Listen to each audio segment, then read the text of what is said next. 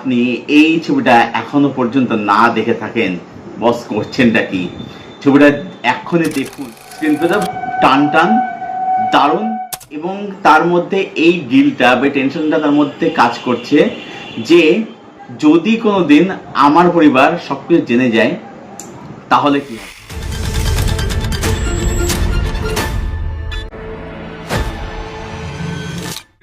আমি Souvik, welcome to সিনেগানি। এই ভিডিওতে কথা বলবো পার্ক চ্যাং উক পরিচালিত সিনেমা 2025 সালের সিনেমা নো আদার চয়েস। আমি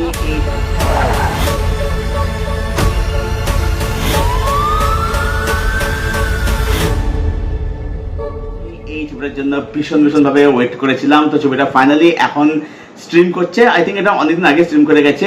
মুভি বলে যে অ্যাপটা আছে সেখানে ছবিটা স্ট্রিম করছে।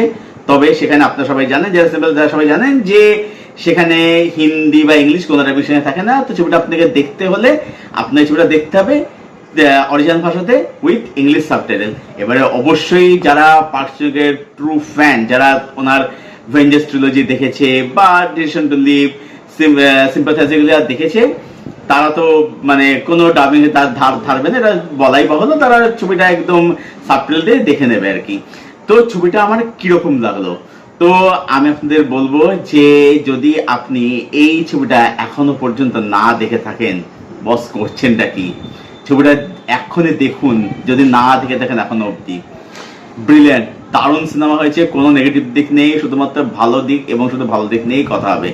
তো এখানে যেটা দেখছি গল্প লেভেল, সেটা হচ্ছে যে প্রোটাগনিস্ট, আমি অভিনেতার নাম জানি না, তবে তাকে আপনারা দেখেছেন আইস অফ দ্য ডেভিল সিটিতে, সেটা একটা অসাধারণ সিনেমা ছিল। সেখানে যে প্রোটাগনিস্ট ছিল তাকে আপনারা দেখেছেন, সেই প্রোটাগনিস্ট ছিল, সেই প্রোটাগনিস্ট এখানে অভিনয় করছে আর কি।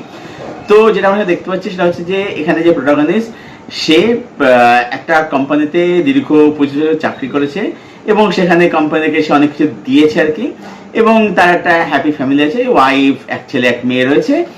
এবারে রিসেশন হচ্ছে এবং এই লোকটা তার জব হারিয়ে ফেলেছে, তার জব চলে যাচ্ছে। এবার বাড়িতে সে বলছে যে সে 6 মাসের মধ্যে একটা জব খুঁজে নেবে, কিন্তু সে জব খুঁজে পাচ্ছে না।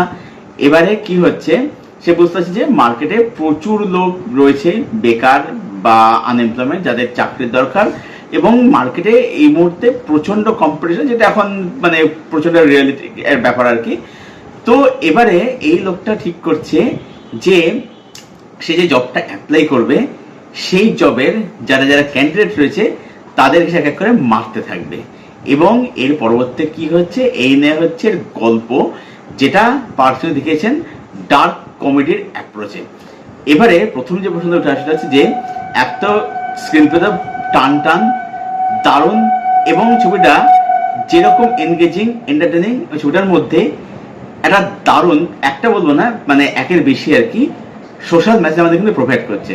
তো ছবিটা শুধুমাত্র কি একটা সিরিয়াল কিলিং এর গল্প, সিরিয়াল কিলিং তার সঙ্গে পুলিশ ইনভেস্টিগেট করছে, পুলিশের ডাউট যাচ্ছে, তারপর কি ঘোরাফেরা করছে, না একদম। এটা শুধুমাত্র একটা সিরিয়াল কিলিং এর গল্প নয়, এখানে আরো অনেক কিছু দিক উঠে আসছে। যেমন একটা মানুষ যখন সে জব করছে, ইনকাম করছে, তখন পরিবারের কাছে, তখন সোসাইটির কাছে তার কি অবস্থান থাকছে। দ্বিতীয়ত, যখন সে মানুষটার জবটা চলে যাচ্ছে, সেই জবটা চলে যাওয়ার পরবর্তীতে সোসাইটির কাছে বা পরিবারের কাছে তার অবস্থানটা কি হচ্ছে, অবস্থা কি পরিবর্তন হচ্ছে, এবং এই যে একটা দূরত্ব পরিবারের সাথে, সেটা এখানে দেখানো হচ্ছে। এবারে এই যে প্রোটাগনিস্ট যে ক্রাইমটা করতে শুরু করছে, এবার প্রোটাগনিস্ট তো কোনো পেশাদার কোনো ক্রিমিনাল তো নয়।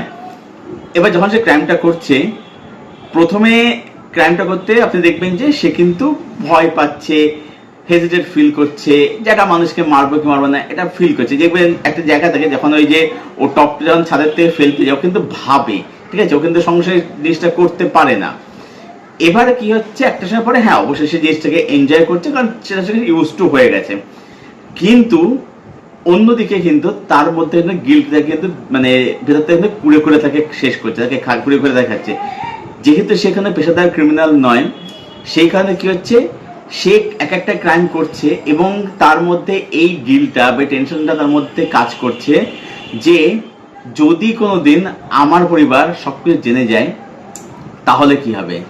পরিবার কি আমাকে আপন করে নেবে, পরিবার কি আমাকে আগের মতো ভালোবাসবে, তো এই গিলটা তার মধ্যে কাজ করতে গেলে। তো এখানে এই ছবিটার মধ্যে এটা শুধুমাত্র সিরিয়াল কিলের গল্প নয়, পাশাপাশি এই ছবিটা হচ্ছে একটা ক্যারেক্টার স্টাডি, একটা ক্যারেক্টারের একটা সাইকোলজি জার্নি আমরা ছবিটার মধ্যে দেখতে পাচ্ছি। এবং ছবিটা যেটা শেষ হচ্ছে, শেষটা কিন্তু মানে এটাকে হ্যাপি এন্ডিং বলা অবশ্যই যায় না, বরঞ্চ এটাকে বলা ভালো হচ্ছে এটা যেটা ফেক হ্যাপি এন্ডিং।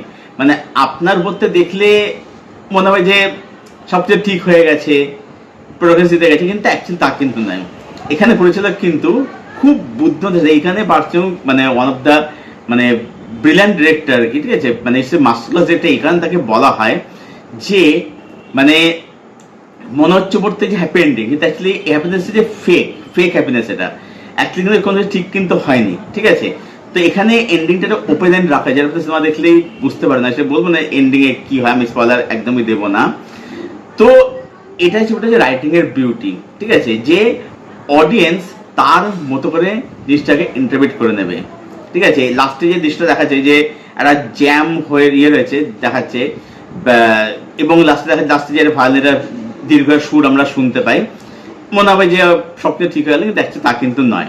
টেকনিক্যালি এই ছবিটা ব্রিলিয়ান্ট, মানে এর মেকিং, ক্যামেরা ওয়ার্ক, এক একটা শট যেরকম ভাবে দেখিয়েছে, world building, look and feel, সেটা এই ছবির যে টোন, যে থিম, সেটাকে বিউটিফুলি এনহ্যান্স করে। এবং অবভিয়াসলি এখানে পারফরমেন্স, এখানে কিন্তু প্রত্যেকে তাদের জায়গায় কিন্তু চরিত্রগুলো খুব দারুণভাবে লেখা, শুধুমাত্র প্রোটাগনিস্ট না, তার সঙ্গে তার যে ওয়াইফ, সে ক্যারেক্টারটাও খুব ওয়েল রিটেন। তো তার সঙ্গে প্রোটাগনিস্টের কেমিস্ট্রি সুন্দরভাবে এখানে গড়ে ওঠে। তো এখানে প্রত্যেক পারপাস কিন্তু এখানে বলবো দারুণ, দেখবার মতো। তো সব মিলিয়ে এটাই বলবো যে নো আদার চয়েস, এই ছবিটা আমার জন্য এটা তো একটা ব্রিলিয়ান্ট একটা মাস্টারপিস সিনেমা। হ্যাঁ, এবারে একটা যে বলবো এটা হচ্ছে যে এই ছবির ট্রিটমেন্ট কিন্তু স্লো বার্নের মধ্যে, ঠিক আছে, মানে এখানে সবকিছু ধীরে ধীরে ধীরে এগোতে থাকে, ধীরে ধীরে সব প্রোগ্রেস হয়। মানে এখন দেখুন, আপনি যদি এখন এক্সপেক্ট করেন যে ভেঞ্জেন্স টু মধ্যে কিছু একটা, মানে সেটা ওল্ড বয় বা লেডি ভেঞ্জেন্স বা সিম্পাথাইজার মিস্টার ভেঞ্জেন্সের মধ্যে যদি হয়, তাহলে বলবো যে মানে দেখুন ভেঞ্জেন্স টু যে একবারই হয় সেই লেভেলের কখনোই নয়, এবং সেটা হওয়া সম্ভব নয়। কিন্তু এটাও বলবো যে এটা পার্সোনালি কিন্তু একটা অ্যানাদার মাস্টারপিস সিনেমা। তো এটাই ছিল আমার ওপিনিয়ন, নো আদার চয়েস, এই ছবিটাকে কেন্দ্র করে। তো যারা ছবিটা এখন অবধি দেখেননি, আবারও বলবো কি করছেন, মুভিতে যান, ছবিটা গিয়ে দেখুন, দেখার পরে জানাবেন কমেন্ট করে ছবিটা আপনাদের কিরকম লাগলো, ছবিটা থেকে আপনারা কতটা মজা পেলেন। আর যদি ছবিটা দেখে যাদের দেখা হয়ে গেছে, আপনাদের ওপিনিয়ন জানাবেন কমেন্ট করে, আপনাদের কমেন্টের উত্তর আমি অবশ্যই দেবো। আর ভিডিওটা ভালো লাগলে অবশ্যই লাইক করবেন, শেয়ার করবেন, চ্যানেলটাকে অবশ্যই সাবস্ক্রাইব করবেন। চলুন ভিডিও এখানে শেষ করছি, দেখা হচ্ছে আপনাদের সঙ্গে পরের কোনো ভিডিওতে। Till then stay best, till keep watching good content.